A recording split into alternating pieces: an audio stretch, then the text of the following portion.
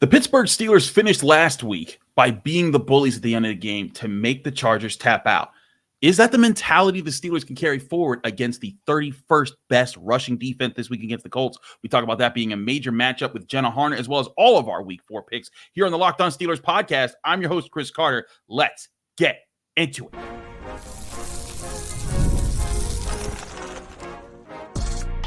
You are Locked On Steelers, your daily Pittsburgh Steelers podcast, part of the Locked On Podcast Network, your team every day. Hello, welcome to the Locked On Steelers podcast. I'm your host, Chris Carter, bringing you your daily dose of all things in the Pittsburgh Steelers. As always, you can find the show on your favorite podcasting apps and on YouTube. Like this video if you enjoy it. Subscribe to this YouTube channel to get all of your daily Monday through Friday episodes, as well as our bonus content. We thank you for making us your first listen every day because we're your team every day. And today's episode is brought to you by FanDuel Sportsbook, the number one sportsbook in America. Download FanDuel today, place your first $5 bet, and you'll get started with $200 in bonus bets guaranteed. Visit FanDuel.com to get started. As said before, we're joined by the woman herself, Jenna Harner from Channel 11. She is back. We're happy to have you back as always, Jenna. And it's an interesting week. The Steelers are 3-0. They're on the road for the third time in 4 games with a chance to go up against a Colts defense that has struggled against the run. The Steelers have said they've wanted to run the ball. They haven't truly dominated on the ground in any game yet, but they did close last week out being the team that could bully the Chargers at the end of the game with their final drive. I talked to Zach Frazier, the center, after the game, and he said, hey, we made them tap out, and it seems like that is very much in line with the kind of mentality this team wants to play with.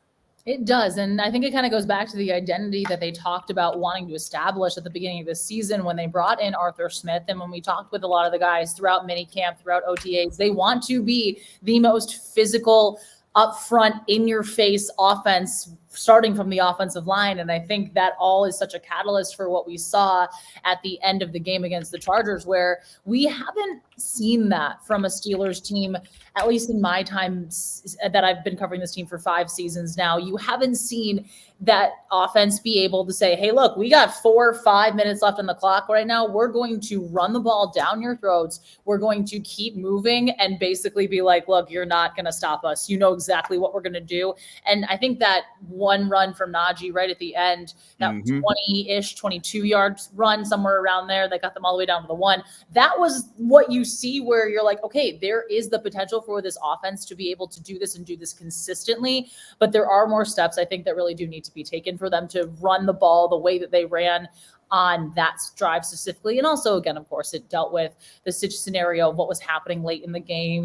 Defense for the Chargers, definitely a little bit gassed, but that is the identity that this group as a run offense wants to have. And I think we're starting to see more of, hey, they are really putting it together in the identity that they want to become when they move into the second quarter of the season here after this game. And as we talked about all offseason and throughout training camp, it was going to take time for this group to gel, right? They have, Broderick Jones is a second-year player. Zach Frazier's a rookie. Spencer Anderson's filling in for Isaac Seumalo right now. Maybe Mason McCormick gets his first official start in the NFL this week. There's a lot of things going on there, all in a new offense that they're all learning together for the first time in real action. But I do think that's the identity that they want. And I also think that there's a collective understanding without them having to say what it is. And I want y'all to pay attention. So remember that phrase, tap out. Najee Harris, when asked hey, do you guys expect to, talking about just simply close games and winning games like that are always tight, he kind of gives an interesting answer there. And he brings up the tap out phrase himself. And I followed up asking him, hey, is that something that you guys preach? Because I heard Zach Frazier say that. I want y'all to listen to his answer, and then I want you to listen to him how he responds when I bring that up, because it's very interesting. Here was Najee Harris Thursday in the Steelers locker room. Pat said the other day that there was no panic in the fourth quarter. Fire move, so there's no panic in the fourth quarter. We've been through this a lot. At this point, you just expect a tight game every week, and just because you guys have been in that situation so much, there's a confidence that you guys will find a way to figure it out. I mean, we expect. We don't expect a tight. We're not expecting it, but we do. We are aware that this ain't. It's the NFL. It ain't gonna be a blowout like college. This is good on good. So when that time comes, when it is a battle, and since I've been here, it has been a battle. Like, we are prepared for that. That's our type of game. That's what we're here for. That's what Coach T really teaches, man. Whenever you're in those little situations where it's close game and it's whoever taps first, just make sure that you're not the one tapping out. Make sure you're the one applying the pressure. And we applied the pressure, and we're excited for the next challenge. Zach Frazier used that phrase, made him tap out when I talked to him after the game. Is that something that you guys say a lot in the locker room about how you guys want to play offense and force defense? Yeah. No, Frazier. Is that something we say though? Well, he basically. I didn't know he said that either. I guess that's just the mentality that we have, and I'm glad he has a mentality like me too. So that's good, man. I think it is good. Najee Harris brings up is like, hey, we're not saying that. Like, we're not in the locker room saying make them tap out. But that is the phrase. That's the way that we're all thinking. We want to be the bullies. We want to be the guys that knock the opponent out, that dominate the physicality in games. And again, that the fact that that's been the Steelers' aim, and you're hearing multiple people, a rookie and a veteran, both thinking the same way without even having to talk about it. I think that's a really good sign for Arthur Smith's offense. And I think it shows exactly that they not only are on the same page with things, but they have an identity. And that was such a problem last year. I know you and I talked at length about this, where we were asking Najee Harris and Kenny Pickett late in the season last year, hey, what's the identity of this offense? And there was never a clear answer. There was never a, hey, we're running the ball, we're doing this, we're being physical. And there could have been a lot of things, but there just wasn't last year the way that I think, and it's early, but the way that I think we're seeing from 3 weeks in, this offense really kind of play to who they want to be in the style in which they're playing and in the way, the cohesion that we're seeing from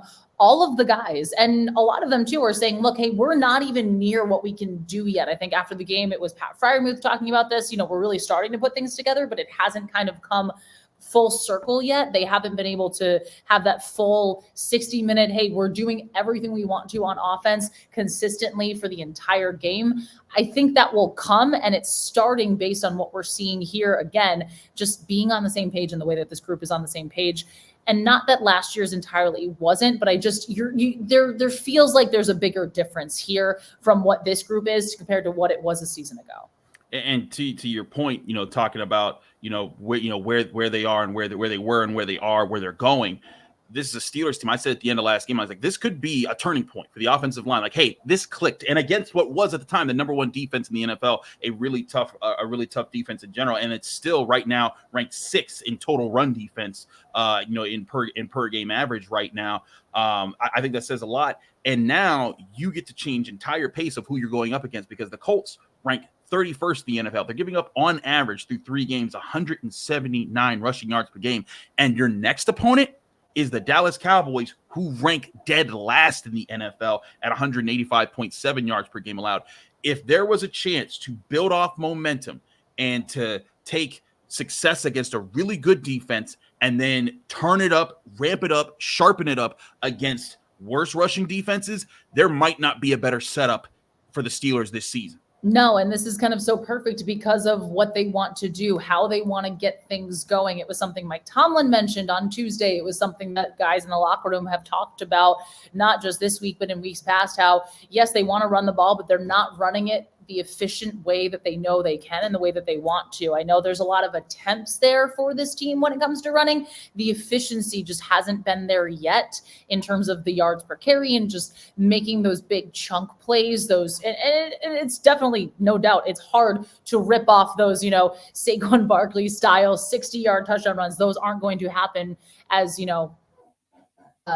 far, they're not going to happen as consistently as we see them happen for a guy like him. But this offense, I think, can find that momentum with, hey, we're going to look to get those, getting ahead on 1st and 2nd down, keeping everybody out of 3rd and long. That's something that Justin Fields talked about earlier this week too, is that they've done a really good job, especially on 2nd down in that area. But how much more can they set their offense up for success? Because when this run game really gets going, it's no secret the pass game is going to open up even more than it already has. Absolutely. We'll get into more into this matchup in our final segment. We got to take a break. When we come back, we're making all of our week 4 picks, also updating the Pick'em League in the Locked On Steelers Pick'em League. If you're not in it, join on ESPN. It's for free. Just look up Locked On Steelers Pick'em Group. You can hop in and join in on the fun. We'll get to all our picks and the rankings where everyone is there, all next here on the Locked On Steelers podcast. Chris Carter, Jenna Harner, stick with us. We'll be right back. But first, remind you, this show is also sponsored by Robinhood. With Robinhood Gold, you don't need a silver spoon to eat up the financial favors of the 1%. Robinhood Gold allows others to get the rates and perks usually reserved for the high society. Now, the resourceful individual with Robinhood Gold can earn the very liberal rate of 4.5% APY on uninvested cash, receive unlimited 1% deposit bonuses, and be rewarded with a handsome 3% retirement boost on an IRA account. Robinhood Gold provides the privileges of a high net worth for any net worth. These generous benefits are now available for only $5 a month. The new gold standard is here with Robinhood Gold. Sign up at robinhood.com/gold. Terms and conditions apply. For product-specific disclosures, visit robinhood.com/gold. Investing always involves risk. Rates may change. Gold membership is offered by Robinhood Gold, LLC. We're also brought to you by PrizePicks. PrizePicks is daily fantasy made easy, and it's the easiest, most exciting way to play daily fantasy sports because you're not competing against thousands of others. It's just you against the numbers.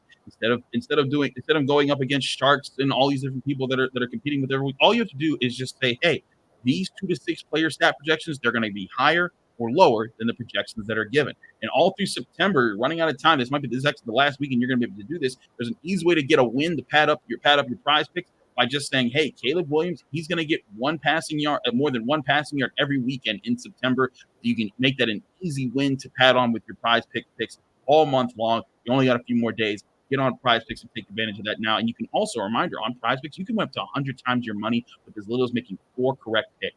PrizePicks uses NFL, NBA, MLB, NHL, college sports, and so much more. Download the PrizePicks app or go to PrizePicks.com to sign up and play daily fantasy sports. That's PrizePicks.com/LockedOnNFL. Use code LockedOnNFL, and you get $50 instantly when you play just $5. That's LockedOnNFL to receive a $50 bonus when playing $5. PrizePicks. Run your game.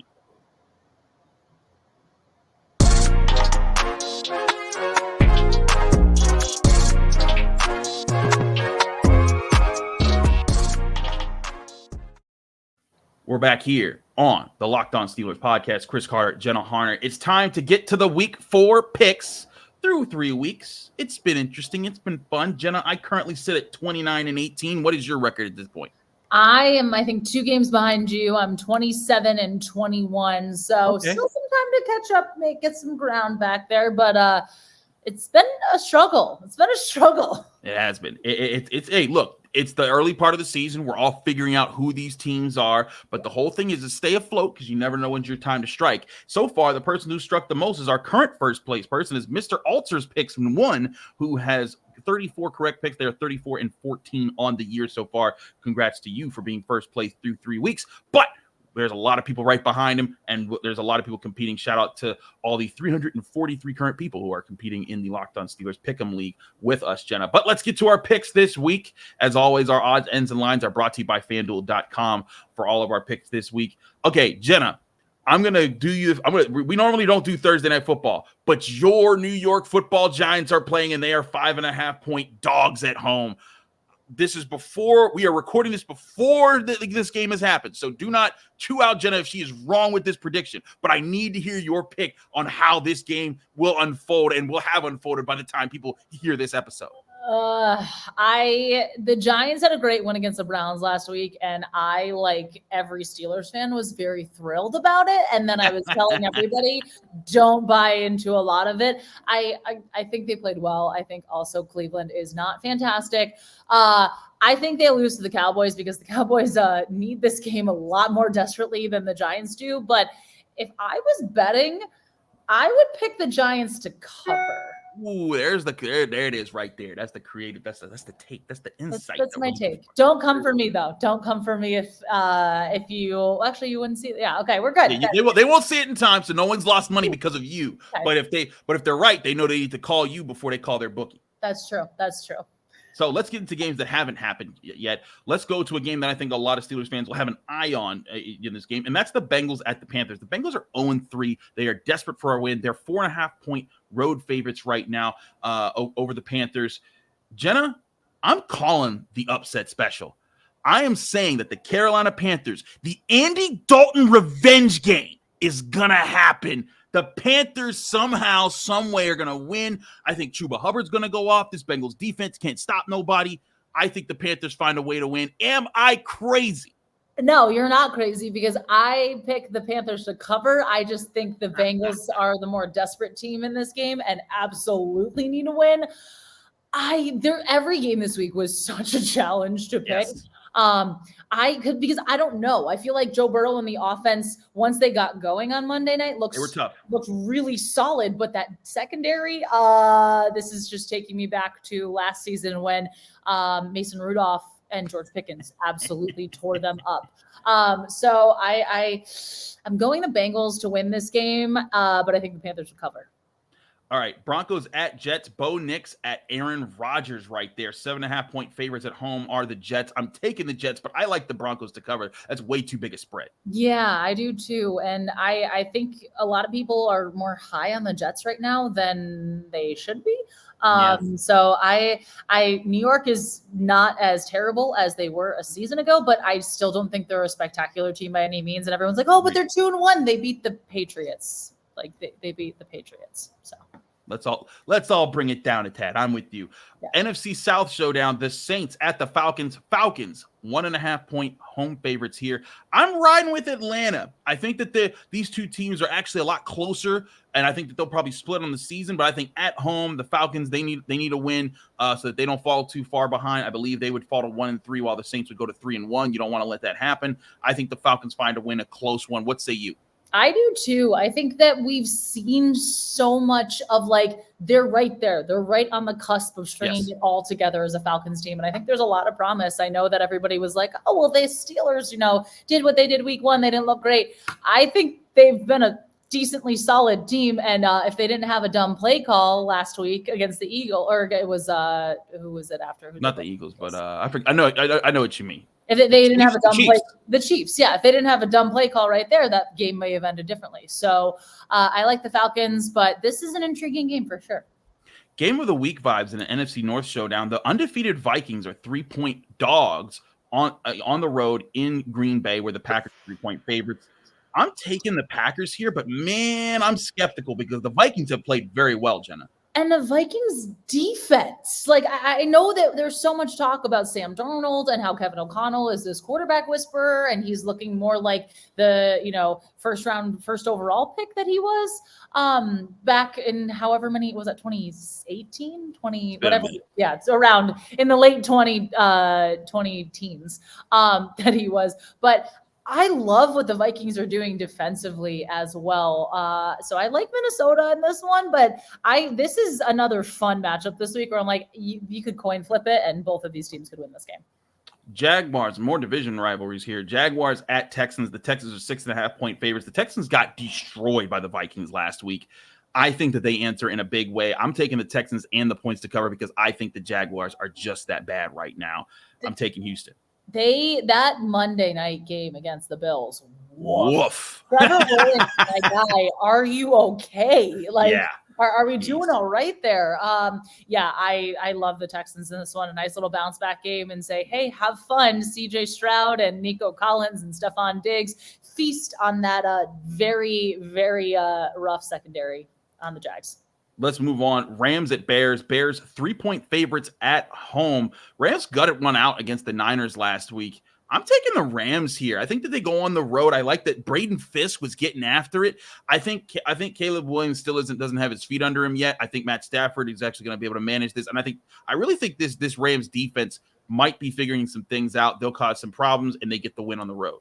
I was surprised that the Bears are favored in this one, just based on the eye test and what I've seen so far. I think that the Rams are kind of like, hey, we know a lot of our guys are hurt and we're still finding ways to do all the things that we do normally. So I like LA in this one. I know it's like the West Coast team coming east adds a little bit in there, but I think the Rams have more figured out than the Bears do right now. The Eagles are 1.5-point road favorites in Tampa Bay against the Buccaneers. The Buccaneers were the team that bounced the Eagles from the playoffs last year, and that was where Nick Sirianni had popcorn dumped on him by Eagles fans who had made the trip. I've gone back and forth about this game so much, Jenna. I just haven't been sure about who I should pick in this situation. I'm riding with the Buccaneers at home. I know that they're not the favorites, but I look at this and I think, man, I think Baker Mayfield, I think the way the Buccaneers play in general, I think it'll be enough. But if Saquon Barkley gets going, that could change my mind. I'm just taking the Buccaneers for now. That's what I'm thinking is going to happen in this one, which is why I like the Eagles. Obviously, it's going to be not the best field conditions with the hurricane rolling through right now. Hopefully, everybody is staying safe in Florida, especially on the West Coast on the Panhandle side. So, yeah, I like the Eagles and I like their run game right now. And I also think that they are just kind of still working through their identity, but when you are working through that and you have an offensive line like you do and a guy in the backfield like Saquon Barkley, life's good. Patriots at Niners, the biggest spread of the week.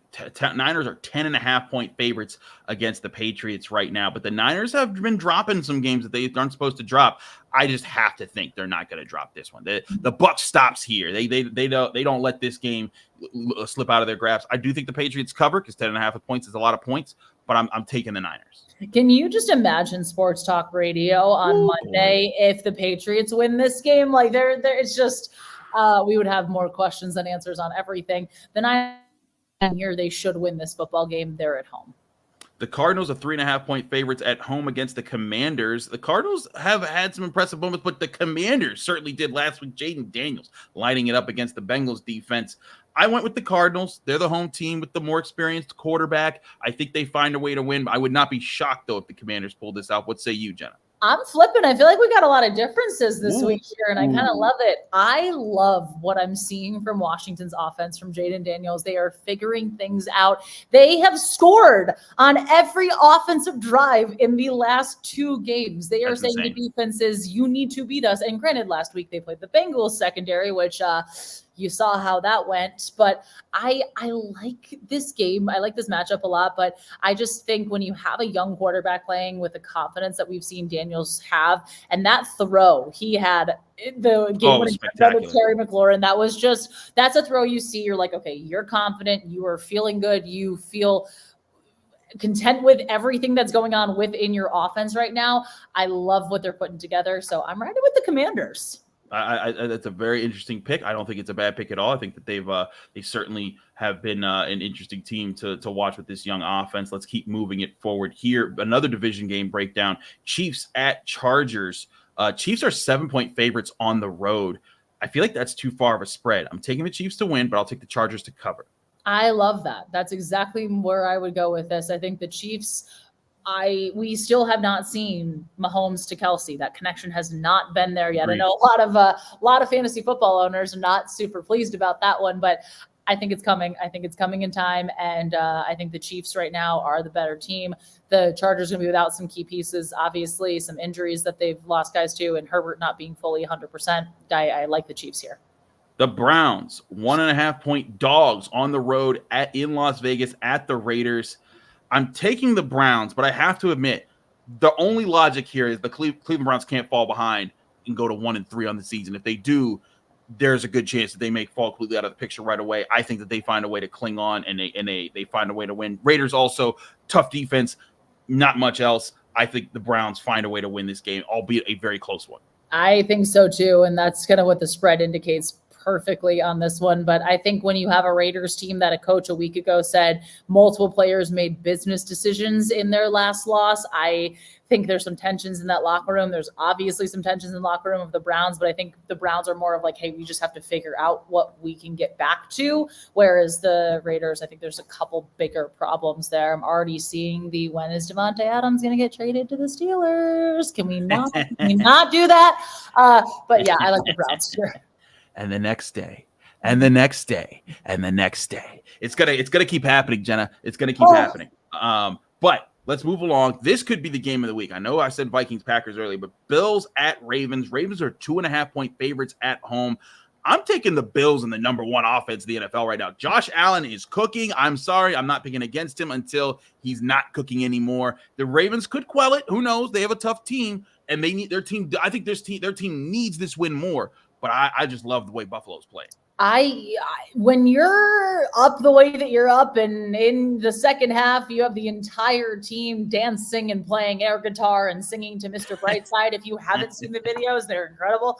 I can't pick against a team that's playing as well as the Bills, especially the way the Bills' offense is. Their defense are just ravaged by injuries, and they are next man up mentality, guys making play after play. It's going to be a fun game, but I think the Bills are the better team. 2 Monday Night Football games again this week. The Titans at the Dolphins. I feel like this is the down bad bowl because the Dolphins are 1.5-point favorites. They've been banged up. The Titans have just lost to Malik Willis, who they traded away to be a backup quarterback. I'm taking the Titans here. I know they're not the favorites. I don't like the Dolphins either, Jenna. I don't like either of these teams. I don't want to pick one of these. I just want to pick these that they tie. I don't like either of these teams. I'm taking the Titans just because. I love the Twitter account that just is showing like the one snapshot of Will Levis in his that one, and then the next week, and then last week the Packers, one of the linemen just like smushing him on his head. It's magical. Find it on Twitter.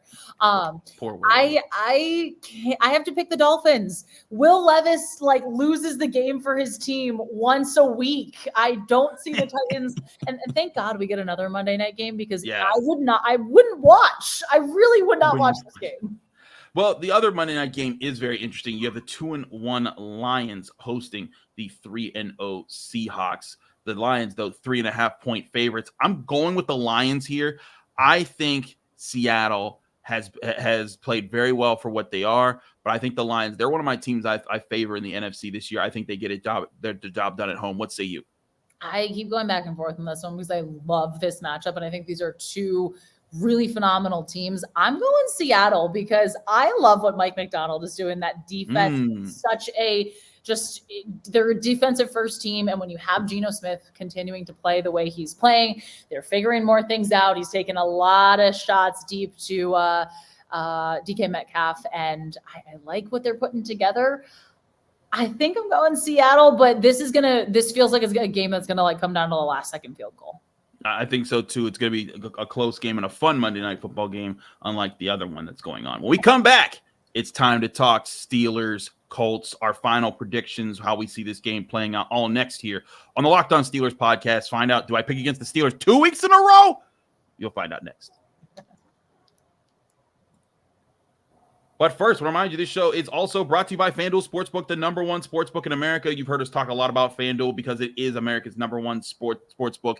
FanDuel.com is definitely the place you need to go to make all your bets. A reminder, all the betting lines on Steelers at Colts this week. The Steelers are 1.5-point road favorites. The money line sits at -124 Steelers, plus 106 Colts. The over-under still at 39.5 points. You can get all those odds and lines, as well as all the odds and lines that we described all in this last segment at FanDuel.com, or go download FanDuel to your phone as an app today. FanDuel Sportsbook is the number one sportsbook in America, and today you can get started. If you've never betted on FanDuel before, here's your best chance to get started. You bet $5 simply on FanDuel.com, and you will get $200 back in bonus bets guaranteed. Win or lose, doesn't matter how your $5 go. Those $200 will be there for you in free bets. So get $200 of free bets today for all new customers who bet just $5 only on FanDuel.com. Just visit FanDuel.com to download America's number one sportsbook.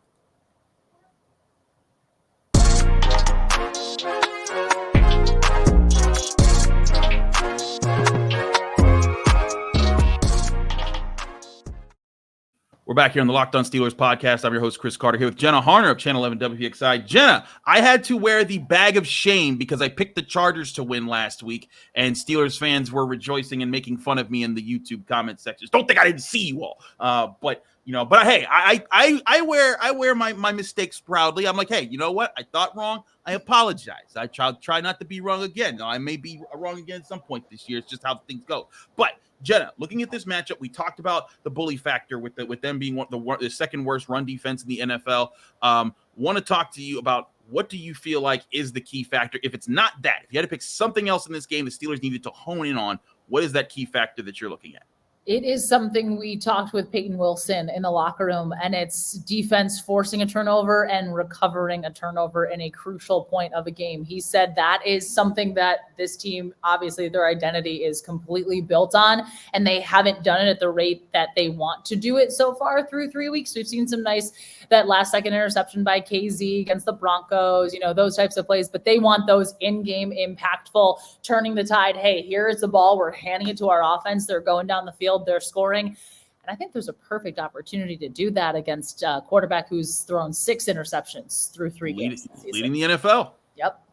I agree. I think that is a big factor here, is the turnover factor. Stuffing the run to get to the turnover factor is huge. Make Jonathan Taylor not a factor for the Colts offense. Force Anthony Richardson to get aggressive early and often in this game, and I think those turnovers will come. I asked Terrell Austin this. I didn't get the chance to clip this up before our show. I asked Terrell Austin, hey, what does it say about your defense that you're able to average 8.7 points per game through 3 games? It's the first time since 2011 the Steelers have allowed 10 points or less in 3 straight games, and they're doing all of that, also allowing less than negative 5 yards in the second half last week. They did all of that without a turnover last week that they forced, and they only have 5 turnovers on the season. Still a decent amount, but nothing like the Packers, who have 9 already on the season. I think it says a lot that this Steelers defense can play with elite historic pace without needing those turnovers. But best believe, Jenna, they get those turnovers, it's going to be even better.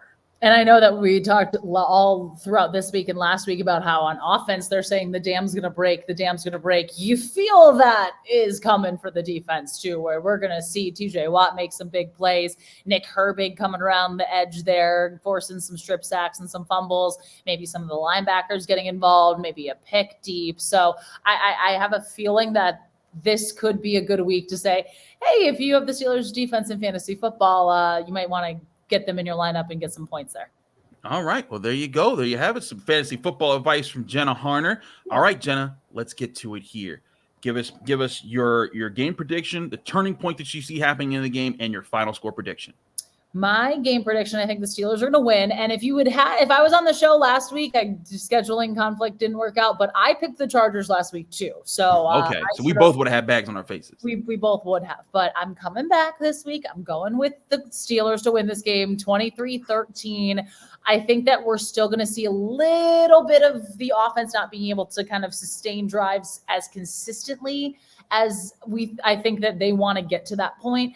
But I still think they're going to find the end zone. I still think that there's going to be a defensive touchdown in this one, or it's going to be one of those situations where the defense forces a turnover and it's 1st and goal for the offense, or they're already in the red zone. So I think that defensive turnover is going to be kind of key. I also think that second half slowing of the run game, if they can slow Jonathan Taylor early on, they can force Anthony Richardson, like you mentioned, to kind of have to throw the ball and beat them with his arm.